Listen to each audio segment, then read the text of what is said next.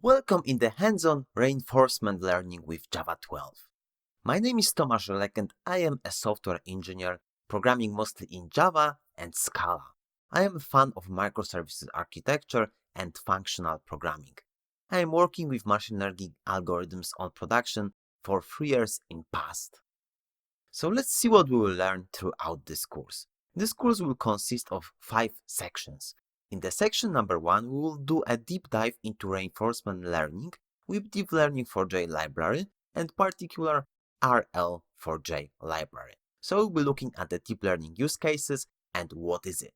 Then in the section number 2, we'll be solving cart pull with Markov decision process. This is one of the most common and well-known problem that could be solved with reinforcement learning.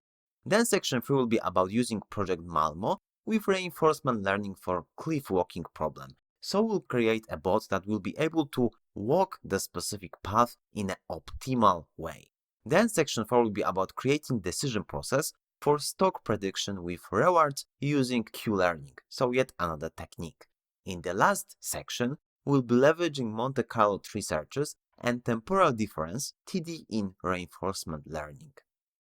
And there are a couple of prerequisites. You need to have an understanding of Java, you need to have an IntelliJ IDE installed, and some modern laptop or desktop.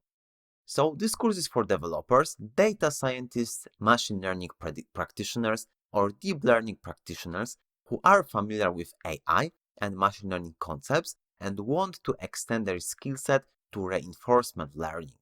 Basic knowledge of machine learning and deep learning is assumed. Also, knowledge of Java language is a must. So let's go through the key features that this course will provide you. So first one is use reinforcement learning with Deep Learning 4J and RL4J to solve problems with high accuracy. Then you will learn how to use those two libraries with external libraries like Malmo to abstract complex algorithms and make them easy to use. Finally, you will implement Q-learning and Markov decision processes, dynamic programming, and other reinforcement techniques to solve real-world problems.